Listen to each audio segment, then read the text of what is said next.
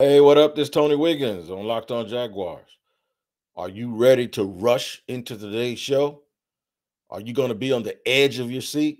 Guess what we're talking about? We're talking about edge rushers, pass rushers the Jaguars have, ones that they want, who's out there in free agency in the draft. We'll do it in just a second here on Locked On Jaguars. You are Locked On Jags, your daily Jacksonville Jaguars podcast. Part of the Locked On Podcast Network. Your team every day.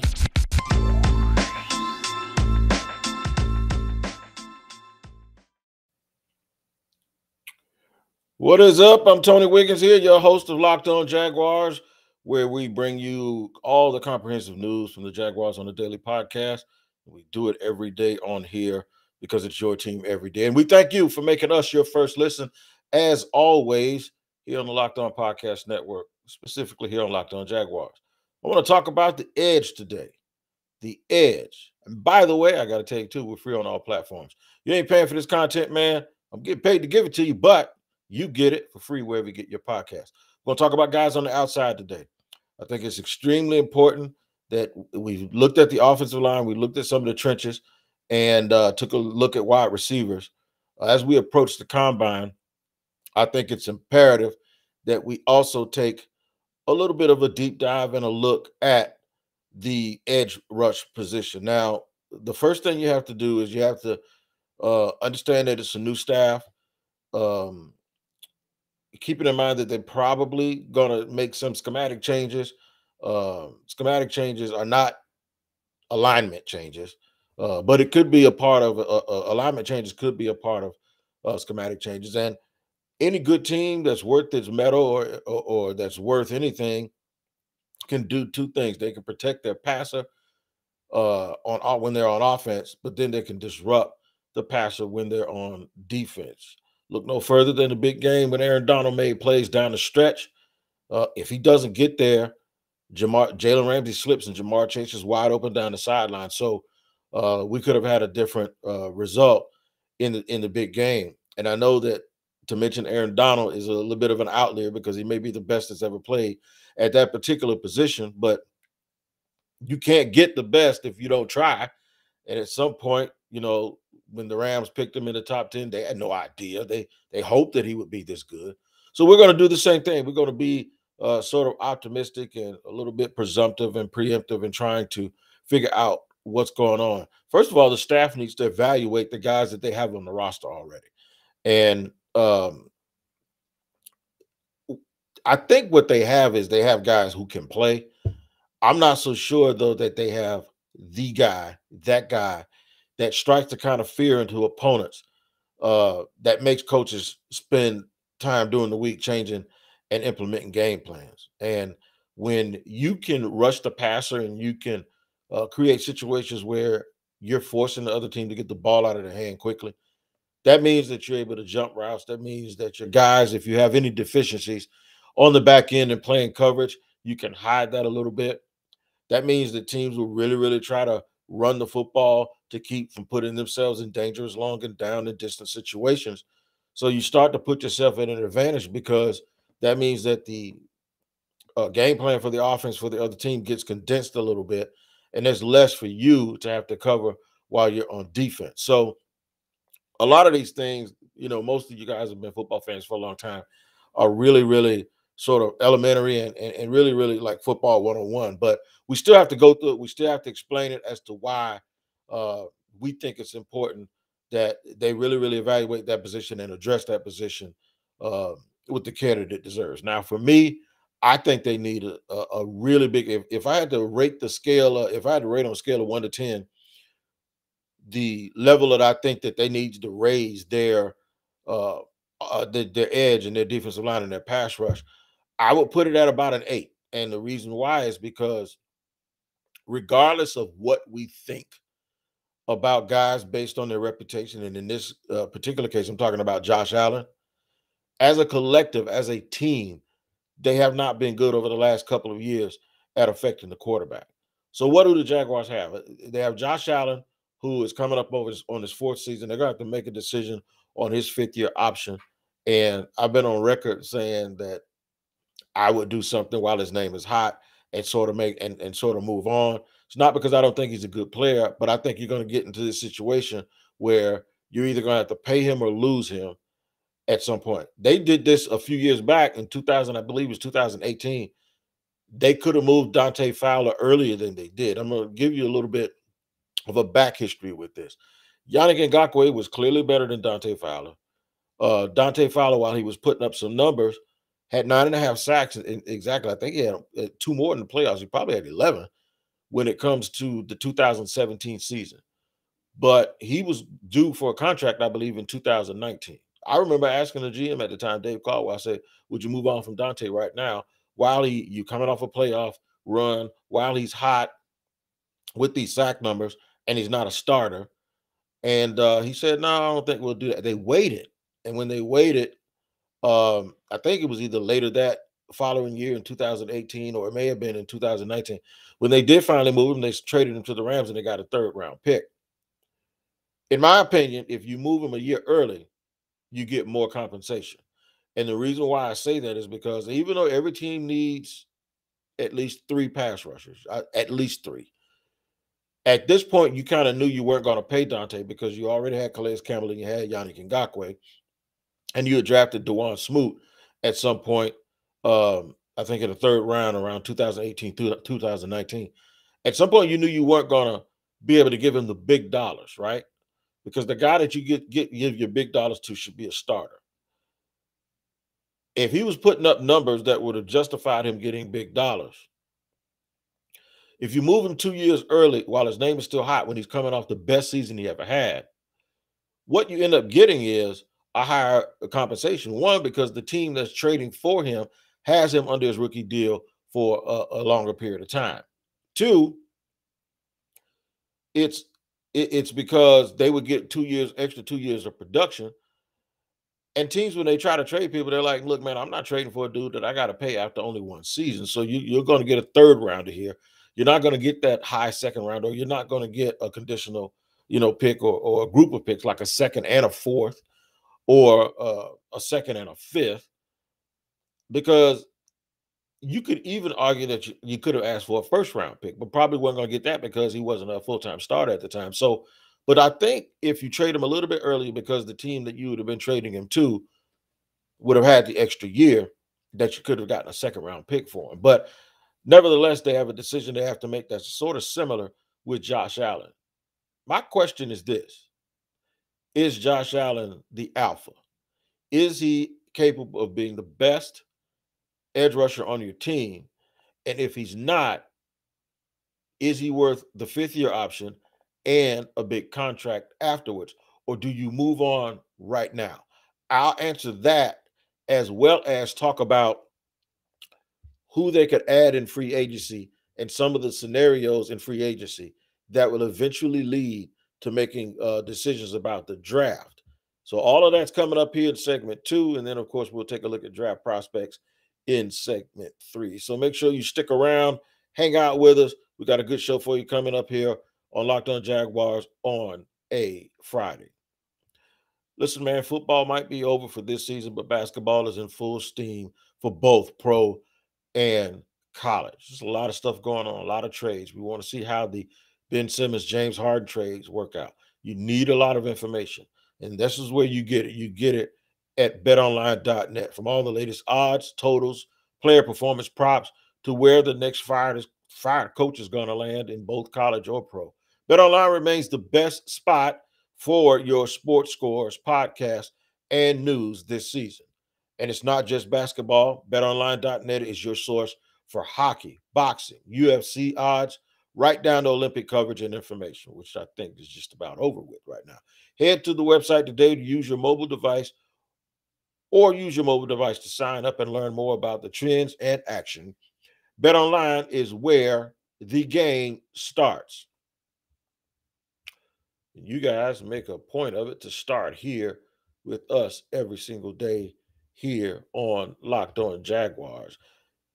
We thank you for making us your first listen every day. Make sure you're following the Locked On NFL podcast as well. Locked On experts covering the biggest stories around the NFL every Monday through Friday in less than 30 minutes.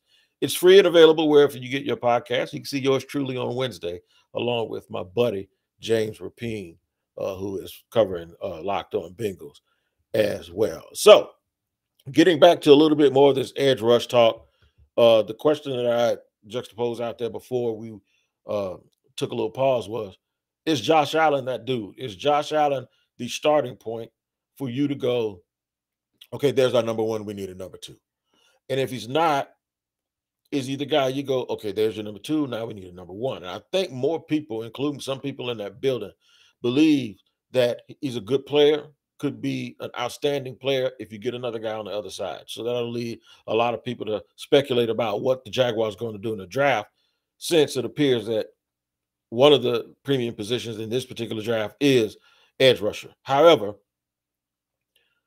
you still have to ask the question that if he's the latter, if he's number two, do we keep him too long to where we won't be able to trade him and get premium value for him, because folks will just go, we're only going to have him for 1 year, or we're not going to trade you a bunch of compensation and have to pay him. That's why that extra year is important. If you want to get top compensation, they need at least 2 seasons and then the chance to extend them. They're not going to, most teams don't. That's like the franchise tag. The reason why teams don't sign guys under the franchise tag is because they don't want to sign them and have to pay them. So the question is, what do you do? Now, the Jaguars, if you're the new staff taking over, this team isn't in good enough position to start looking at perhaps one of their 6 or 7 best players going, oh, we need to move it. And I'm not suggesting that it's paramount that they do it or that they have to do it. That's not the point. The point is how do you maximize the value? Well, one way is if you look in free agency, you can make this decision. And I've talked about this before. If you think he is a player that is equal to, say, Harold Landry, and I'm not saying that's the case, but if you're making that decision, if you're making the decision that Harold Landry, who's about the same age, and Josh Allen, they're equal players, and you can sign Harold Landry right now and have him under contract for the next 4 or 5 years, do you pair him with Josh Allen? Do you pay him now and then pay Josh in 2 years? Do you pay Harold Landry now and have him under contract where he's cheaper now than Josh Allen will be in 1.5 years or 2 years when you need to re-sign him after the 5th-year option? Do you have your contract? Do you think that 2 years from now you have an equal player already under contract, whereas you don't have to go break the bank for another guy? And if you take Harold Landry, then do you double down in the 1st or 2nd round and get his running mate? And now you have a guy on this rookie deal for the next 4 or 5 years, and a guy under a deal already for the next 4 or 5 years, where they sort of grow together. That's option one. Option two would be getting an older player to play with Josh Allen to try to see if you can maximize Josh Allen's ability. That would be someone like Chandler Jones, who is an old and proven player that you're pretty much going to have under contract for maybe 4 years, but realistically about 2 or 3 years. What do you do with Kayvon Chason? Do you try to move him now, or do you think you have what it takes, the little magic wand, to come in here and all of a sudden get him to play up to where he was drafted?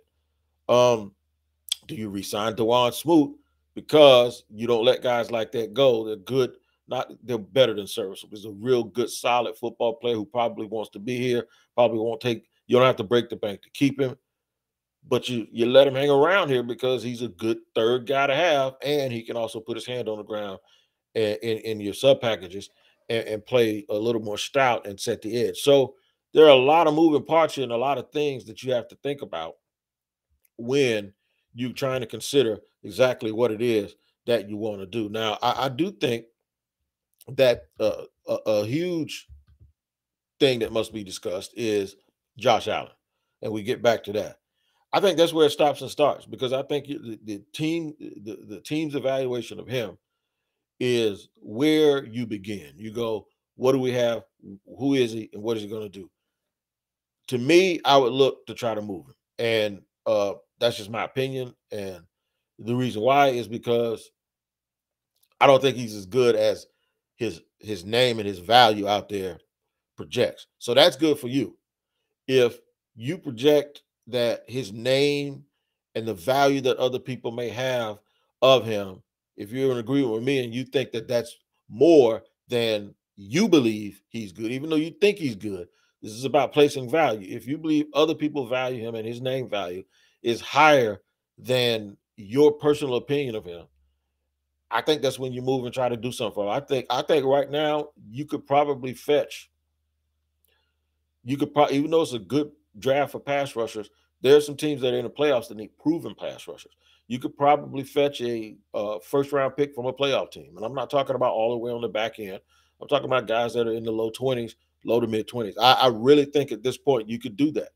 And if you want to really consider why you would do that, here's why. Because you can address your alpha pass rusher potentially in free agency and go ahead and get him under contract, right? You can address your alpha pass rusher at the top of the draft if that's what you want to do.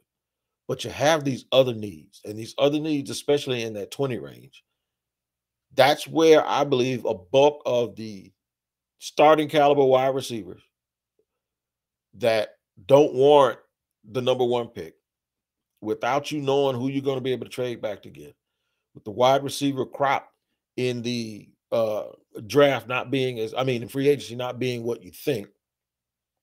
This is where I think that you could sit there and pounce on Chris Olave or Garrett Wilson or Jahan Dotson and be extremely comfortable with picking them in that position, because you'd be able to draft a pass rusher in other places. I think it's going to be easier for you to get an alpha pass rusher than it is an alpha wide receiver, but you're still going to need a starting receiver.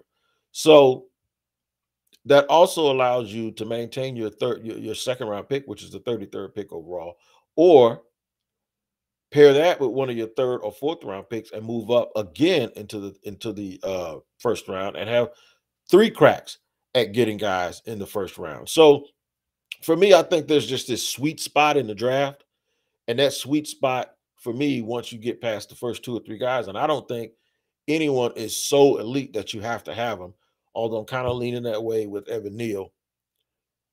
I do believe there's a sweet spot in this draft when you start talking about a bulk of guys you can get, and I think it starts at around 16 and it goes to about 35, where if you could find your way to get 3 or 4 players in that group, Nakobe Dean, guys like that, Nakobe Dean, Kenyon Green, Nakobe Dean's a linebacker out of Georgia, Kenyon Green's a guard out of Texas A&M, Trevor Penning, big tackle, and then, like I said, one of the wide receivers, or one of those second tier edge rushers, Boy Mafe, guys like that, someone who may fall into that second round or the top of the. I don't think it's going to be Jermaine Johnson. I think he's going to be gone by the 15th pick. But if you look at the names on the list, you'll understand exactly where I'm coming from with those guys. And so we're going to take a look at those people too. And I think it's extremely important for you to get as much value. I don't think the Jaguars have to try to force getting outside of maybe Evan Neal or Thibodeau. I'm not as high on Hutchinson as a lot of people. I don't think you can force trying to get a great player in a draft that may not a whole bunch of great players at the top. What I do think this draft does have, though, I think this draft has a that have the potential to be really good starters for a long time in this league. And they're at the positions that the Jaguars need, because the Jaguars pretty much need everything. So between free agency and between the draft, I think it's juggling, how you have to address the edge position and some of the guys that you can get. We talked about a couple of guys in free agency. We didn't mention Randy Gregory. Randy Gregory was another guy who's floating around out there who may be available because Dallas is a little bit cash strapped.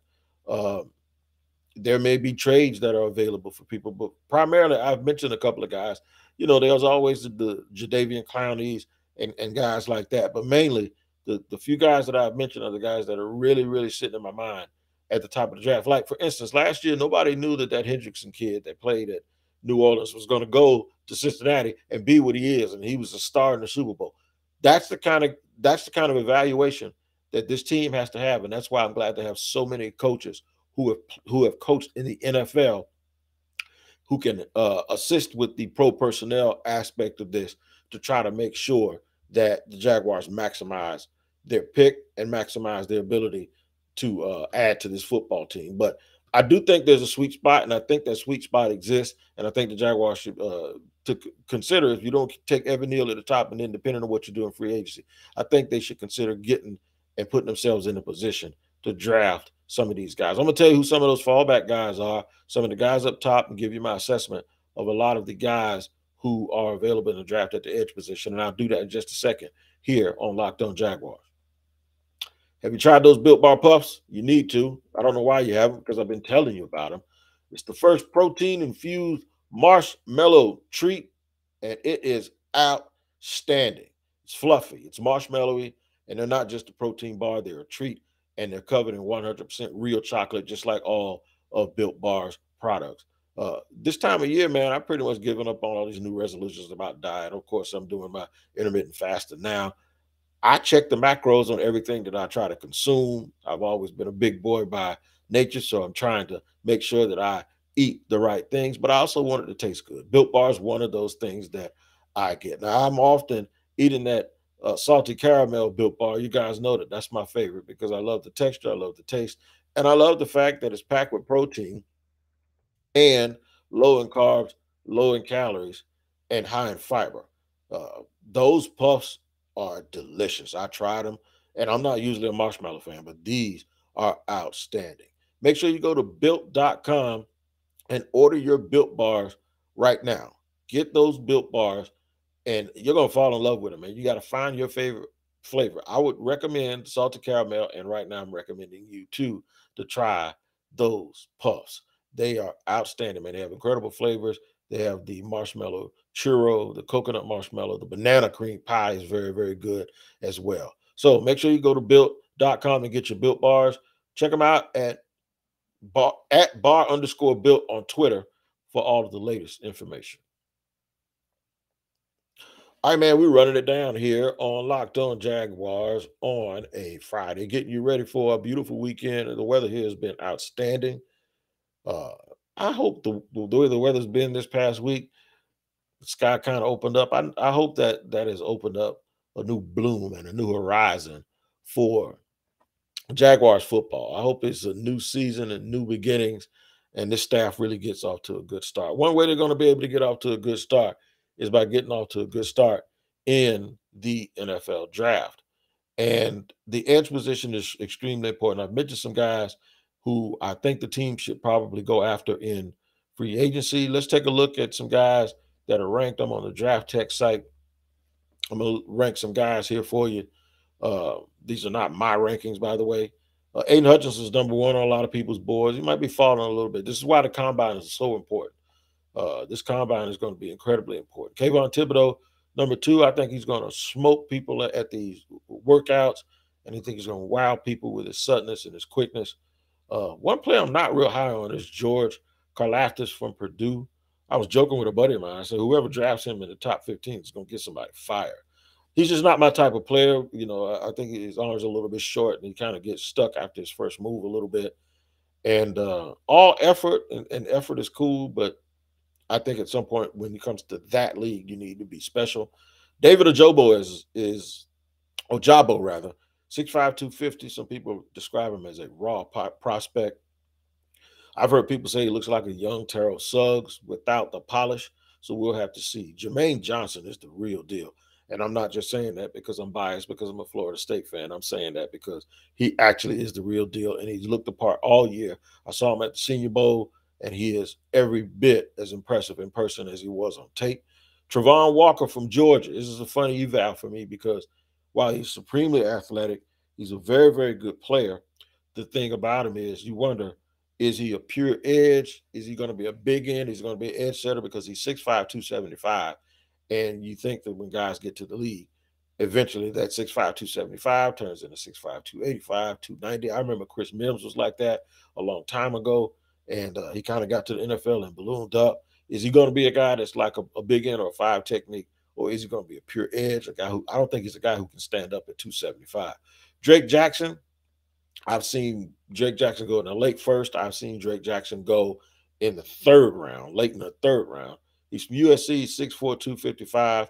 He's one of those guys. If you like him, you like him. If you don't, yeah, you don't. Kingsley Enagbare, who is 6'4", 270 from South Carolina. I'm hearing a lot of noise about him. A couple of other guys, local guy, Majay Sanders, who's played at Cincinnati, who went to Raines in Camden County. Real slender, but real explosive. You know, some people said at the Senior Bowl that if he puts on weight, he could be another Aldon Smith, 6'5", 263. A guy I really like, too, because he proved himself after playing at Temple most of his career. He transferred to Rutgers. His name is Arnold Ebiketie, and he really looked really good. I've seen him listed anywhere from 6'3" to 6'5", anywhere from 240 to 265. So we'll have to see how that turns out. Boy Mafe is one of my favorites. One, I met a guy who trains him up at the Senior Bowl, but two, he actually dominated Senior Bowl practices. He puts you in a little bit of a mind of he's bigger than Yannick Ngakoue, but he's sort of that under the radar guy where you kind of watch the tape and you kind of wonder, wow, he's real productive, but what is it that he does? Well, Mafe's powerful. Mafe is 6'4", 265 pounds, out of Minnesota. So Boy Mafe is a guy that, you know, keep your eye on. I don't know, if people think that he's strictly a stand-up on that side of the ball, if he's going to be a strong side pass rusher. I don't know if people think that he's going to be if he's a hand on the ground guy, if he can only rush from one side. So we'll have to see, and we'll have to understand what people think about him on tape. One guy I really do like too that I watched is Dominick Robinson. He's from Miami, Ohio. He's tall, slender, angular guy who I think could be a dude that you take in the third or fourth round that could give you he could offer you, he could bring a lot to the table. So it depends, what these guys see, what our scouts see in these dudes. One thing that has to happen is when you go to the combine, you have to really truly be a fit, and you have to be talented, but then you also have to be a fit and buy into the system. So I'm interested to see how this particular group of coaches. I can tell you what, they saw firsthand last year with Joe Tryon. There are a lot of teams right now. Tampa took Joe Tryon very, very late on day one, I believe. He might have been a day two guy. I think he was day one. There are a bunch of people who wish they would have taken him in the top 15. Him and that kid from Baltimore that they drafted out of Penn State. So you don't want to be the team that makes a mistake in not picking the right person, but you also don't want to be the team that makes a mistake where you didn't pick a guy who turns out to be good. So you can make a mistake two ways. You can make a mistake by picking a guy who can't play, and then you can make a mistake by not picking a guy who can play. And then it's a double whammy, because now not only can your guy not play, but now a guy who you had a chance to get is beating up on you for the next 10, 12 years. Make sure you check out the Locked On NFL Draft podcast with Ryan Tracy and former NFL cornerback Eric Crocker. They bring the NFL Draft to life every single day with insight and analysis on college football prospects and NFL front offices. It's free and available wherever you get your podcast. Make sure you subscribe to that as well. They'll have information on every single guy. You can even check the archives there. All the guys I just mentioned, they break those guys down in depth. Those guys do a great job. So make sure you check it out. Make sure you check me out too. I think I'm going to drop a special edition weekend pod this weekend, because I hate to rob you guys of content, but I had some Wi-Fi problems yesterday and could not record. So be on the lookout for me possibly dropping a weekend pod where I'm going to talk about how the Jags should not be stingy, and don't let that get in the way of adding talent this coming off season. Until then, you guys take care, and thanks for joining me here on the Locked On Jaguars podcast. We will see you tomorrow, and do what I always say. Take care of each other.